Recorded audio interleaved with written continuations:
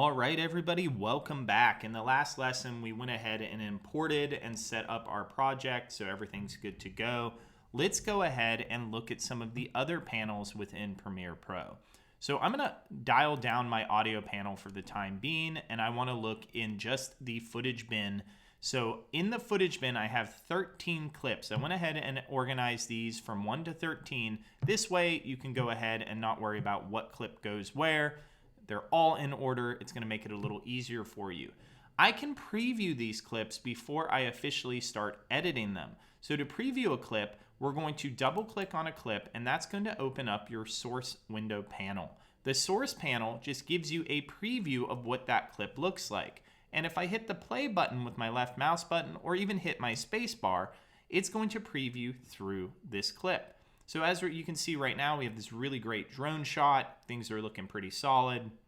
Lovely, lovely stuff. And I can go through each of my clips and hitting that space bar in the source panel. I can just keep double clicking, hitting space bar, and just looking at the type of clips I have available. The current time code here will show us where the playhead position is. And anything that's really blue, I can double click and start typing. So if I wanted to go to a specific second number 2, I could hit 2 and hit enter.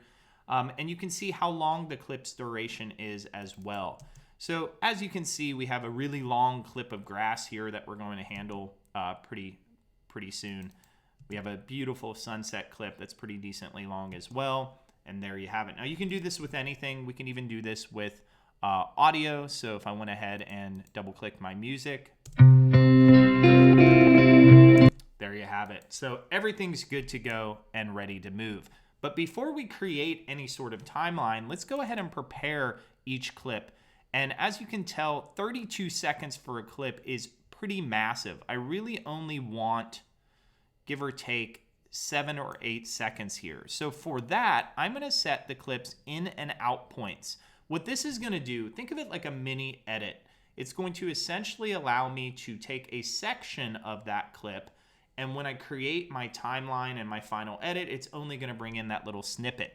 All of this is non-destructive, meaning I can go back and I can change that later. But to set your in and out points, you're going to use these little mark in and mark out buttons. My favorite way, though, is to hit the I for in and the O for out.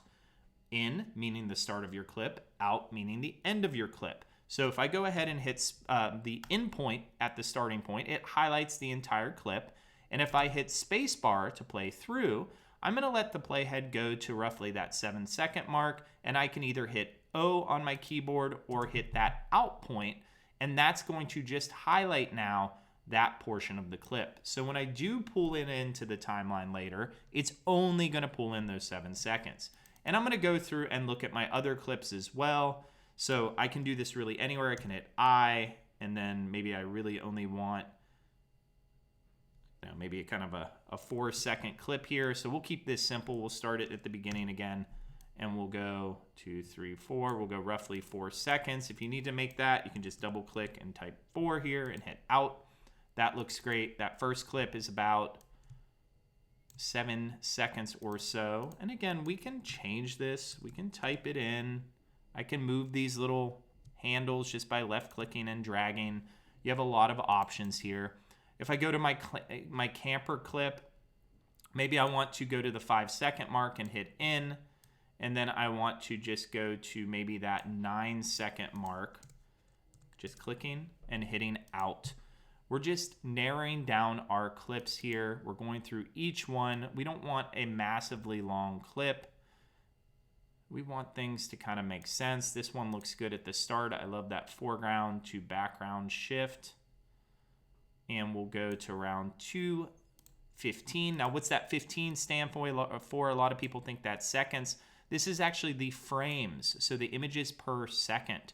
So we have 2 seconds, 15 frames, and we can hit our out clip there as well. Moving down, we're going to just start at the grass clip. We don't need a lot here, so maybe we need 3 seconds or so.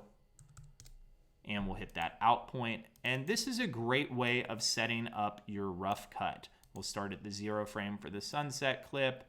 And once again, we'll do just a quick 3-second clip. and hit go. Now I'm giving you these time codes. You can go ahead and do the same on your screen just to kind of set up your B-roll. Obviously, if I were doing this for a actual real job, I probably wouldn't make these all exactly the same. So just be aware if you're editing something personally, you may want to like go and find specific clips for you. So here, I want to see this young lady walking. So I'm going to put it to the 1 second mark for the in and get to where she's playing with the, not playing with the fire, I guess she's warming her hands, and hit the out clip there. We have some beautiful lights. We'll do the 3 seconds on this as well. Hit enter, hit out. This is a great and a really important step when you're creating B-roll. Ideally, just kind of going through and ensuring that, all of your clips are kind of rough edited. You can make changes a little later. But just getting this done ahead of time is going to save you so much time. So in this case, we're going to do maybe 5 seconds here. So we want to mark our in and then type 5 with our left mouse button, hit enter, and we're going to just kind of trim that clip. And we have cooking as well. Maybe we'll go back and we'll do a 0 second and 4. We don't need all 16 seconds is what I'm getting at. So making these are really, really important. The final clip is 18 seconds. I like this shot. It's a little more dynamic of her reflecting and moving. So I'm going to start it where around the 3 second mark. Hit enter, put my endpoint, and maybe get to that 10 second mark here just to have something nice at the end. Out point. Awesome. So in this video, we learned how to set our in and out points using our source panel. In the next video, we're going to start establishing a sequence and a timeline to get all of these put together.